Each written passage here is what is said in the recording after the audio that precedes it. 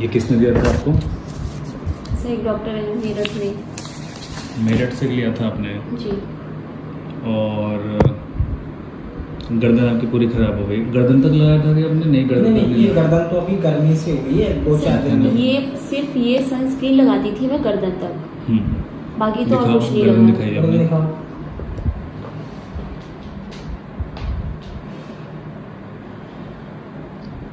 जब तक सनस्क्रीन नहीं लगाया था आपने तब तक कुछ हुआ था आपको? नहीं नहीं कुछ नहीं हुआ। जब आपने सनस्क्रीन लगाया गर्दन तक तो आपका ये बर्न हो गया। हाँ पहले भी। राधे कृष्णा। तो ये मेरे क्लिनिक पर आई थी और इन्होंने मुझे प्रोडक्ट्स दिखाए जो कि डर्मेटोलॉजिस्ट ने इनको दिए थे, और बहुत अच्छे डर्मेटोलॉजिस्ट। और इन्होंने कहानी ये बताई कि मैंने बहुत सारे स्किन के डॉक्टर को दिखाया है और सभी ने मेरे साथ में ऐसा ही किया, मुझे क्रीम दी, मुझे खाने के लिए दवाई दी। और ये जो जिन डॉक्टर की मैंने अभी आपको दवाई दिखाई है, इनकी लगाने की तो ये दवाई थी और खाने की इनकी दवाई और भी थी जो कि बहुत अधिक थी। ठीक है। और सनस्क्रीन से आपने गर्दन पे देखा ही कि कितना बुरा इनका हाल हो गया गर्दन पर, मतलब सारी की सारी त्वचा जो है बर्न हो गई सनस्क्रीन से। इसलिए मैं सनस्क्रीन लगाने के लिए मना करता हूँ आपको। सनस्क्रीन नहीं लगाने का लॉजिक क्या है वो मैं आपको जस्ट अभी बताऊंगा। मैं इनकी छोटी सी स्टोरी आपको बता देता हूँ। अब जैसे ये एक पहले डर्मेटोलॉजिस्ट से ट्रीटमेंट ले रही थी तो कुछ रिलीफ नहीं था, कुछ समय तक उनको रिलीफ रहा, फिर से इनको वापस से लौट के आ गया। तो फिर ये किसी दूसरे डर्मेटोलॉजिस्ट के पास में गई और जैसे उन्होंने मेरे सामने यहाँ पर दवाई रखी है, उन्होंने भी उनके सामने वो दवाइयाँ रखी। तो वो डर्मेटोलॉजिस्ट फीमेल थी। उन्होंने कहा कि ये किस बदतमीज डॉक्टर ने इतनी सारी दवाइयाँ दे रखी हैं आपको, इतनी सारी दवाइयाँ कोई देता भी है क्या, इतनी सारी दवाइयाँ खाने के लिए दे रखी है, इतनी सारी दवाइयाँ लगाने के लिए दे रखी है। और फिर 2-4 बार उसको गाली सुना के उस डॉक्टर को खुद ने उससे भी ज्यादा दवाई इनको दे दी। देख रहे हैं ना कितनी सारी दवाइयाँ रखी हुई थी।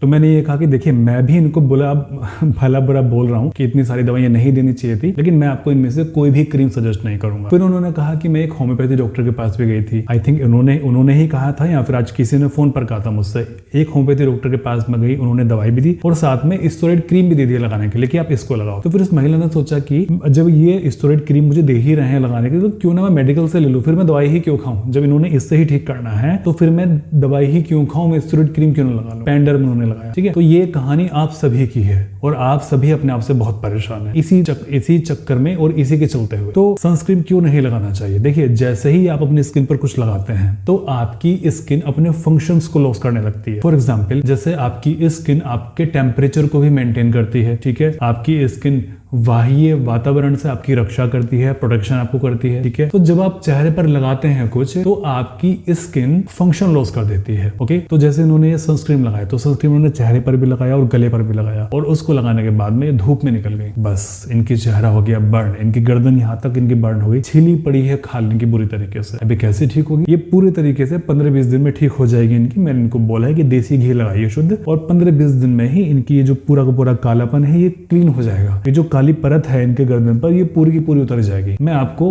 अगर कभी जब क्लिनिक पर आएंगी तो मैं आपको इनकी वीडियो दोबारा शेयर करूंगा इनके गर्दन की। ठीक है। और वैसे तो दवाई ऑनलाइन ही मंगाएंगे, लेकिन अगर कभी क्लिनिक पर आई या फिर मैं इनको वैसे ही इनके गर्दन की वीडियो मंगा लूंगा। ओके। तो सनस्क्रीन नहीं लगाना चाहिए क्योंकि आपकी स्किन आपके फंक्शंस को लॉस करती है। दूसरी बात, जब आप धूप में निकलते हैं तो जब आपके चेहरे पर हीट पड़ती है तो कोई भी चीज अगर आपके चेहरे पर है, वो चाहे घी हो, चाहे तेल हो, चाहे कोकोनट ऑयल हो, चाहे सनस्क्रीन हो, चाहे कुछ भी हो, वो आपके चेहरे को फ्राई करने का काम करती है। आप सोचिए सनस्क्रीन के अंदर केमिकल्स तो होंगे, तेल भी होगा, है ना, क्योंकि तेल के और बिना केमिकल के तो सनस्क्रीन बन ही नहीं सकता। ये सभी चीजें होंगी। तो खुद सोचिए कि अगर कोई केमिकल सूरज के संपर्क में आएगा और जब वो हीट होगा उसका क्या रिएक्शन होगा। अगर कोई तेल हीट के संपर्क में आएगा तो तेल का क्या रिएक्शन होगा। इसीलिए धूप में कुछ भी लगाकर चेहरे पर नहीं निकलना चाहिए, बल्कि एक छाता ले लीजिए, एक गोल कैप ले लीजिए ताकि आपके चेहरे पर धूप ना पड़े। और फिर भी अगर आप व्हाइट सूती कपड़े से उसको लपेट लीजिए अपने चेहरे को। सिंपल आपने इतना करना है सूर्य से बचाने के लिए और आपका चेहरा पूर्णतः ठीक हो जाएगा। तो ये वीडियो जस्ट आपको अवेयरनेस के लिए थी कि ये चीजें मत कीजिए जो आपको बार बार मना की जाती हैं, बार बार मना करने के लिए आपको बोला जाता है, आप मत कीजिए। क्योंकि हमारे पास में इस तरह के अनेक एक्सपीरियंस हैं कि जिन लोगों को सूर्य की वजह से और सनस्क्रीन लगाने की वजह से जिनका स्किन बुरी तरीके से खराब हो गया। जितने भी लोगों की स्किन सनस्क्रीन लगाने की वजह से खराब हुई है, आप प्लीज वीडियो के नीचे कमेंट आप कर दीजिए। और अगर किसी की स्किन घी की वजह से ठीक हुई है, लार की वजह से ठीक हुए तो वो भी इसके नीचे आप कमेंट कर दीजिए, ठीक है,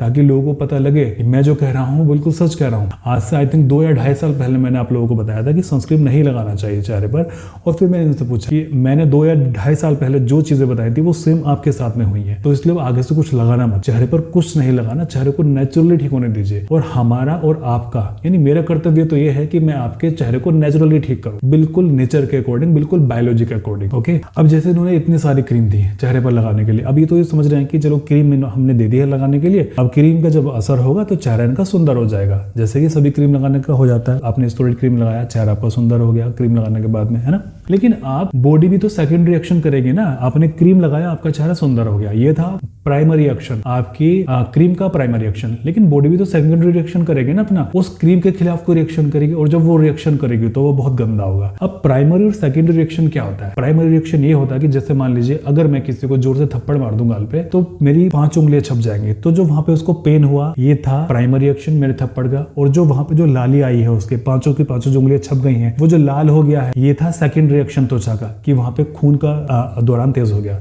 एक और आपको मैं उदाहरण देता हूँ प्राइमरी एंड सेकेंडरी रिएक्शन का, जैसे कि आपने गर्म पानी में हाथ डाला, ठीक है, और कुछ देर आपने गर्म पानी में हाथ डाले रहे, मतलब इतना नहीं कि वो आपके हाथ को जला दे, और फिर जब उस हाथ को बाहर निकालते हैं तो वो कुछ देर में आपका हाथ ठंडा हो जाएगा इस हाथ से। या फिर हम दोबारा एक और मैं प्राइमरी सेकेंडरी रिएक्शन का आपको उदाहरण देता हूँ। सर्दियां आने वाली हैं, तो जितने भी लोग ठंडे पानी में नहाएंगे उनको चाहे कितनी भी ठंड पड़ रही हो बाहर, उनको कुछ देर तक ठंड नहीं लगेगी, क्योंकि ये हमारी बॉडी का सेकेंडरी रिएक्शन होगा। यानी कि जब ठंडा पानी हमने शरीर पर डाला, हमने अपने शरीर को ठंडा किया, तो शरीर कुछ देर में शरीर को इतना गर्म कर देगी, इतना गर्म कर देगी कि आपको ठंड लगनी बंद हो जाएगी। जो लोग सर्दियों में ठंडे पानी में नहाते हैं उनको बहुत अच्छे से पता है, सभी लोग कहते हैं कि ठंडे पानी में नहाने के बाद ठंड नहीं लगती है ना। मैं ठीक हूं ना, क्योंकि आपकी बॉडी ने सेकंड रिएक्शन किया। लेकिन जब आप वहीं उल्टा गर्म पानी में नहाते हैं तो फिर ठंड में जाने पे आपको और ठंड लगती है, क्योंकि जब गर्म पानी में आपने नहाया तो फिर आपका शरीर आपको और ठंडा कर देता है, जिसकी वजह से जो ठंड है आपको और अधिक लगती है। तो ये हो गया primary and secondary reaction body का, ठीक है ना। तो इससे बच के रहें, आप जो भी क्रीम आप लगाएंगे उसका सेकेंडरी रिएक्शन होगा ही होगा। ओके, और रही बात देसी घी की, देसी घी हमारे पूर्वज बहुत लंबे समय से अपने चेहरे पर, अपने हाथों पर, अपने बालों पर लगाते हुए आ रहे हैं। तो हमारे जीन्स के अंदर, हमारे शरीर के अंदर वो बात है कि वो हमें इजीली सूट हो जाएगा, हम उसके लिए बने हुए हैं, हम उसको इजीली अडॉप्ट कर लेंगे, ठीक है। हो सकता है कि आपसे 500 साल बाद जाके जो क्रीम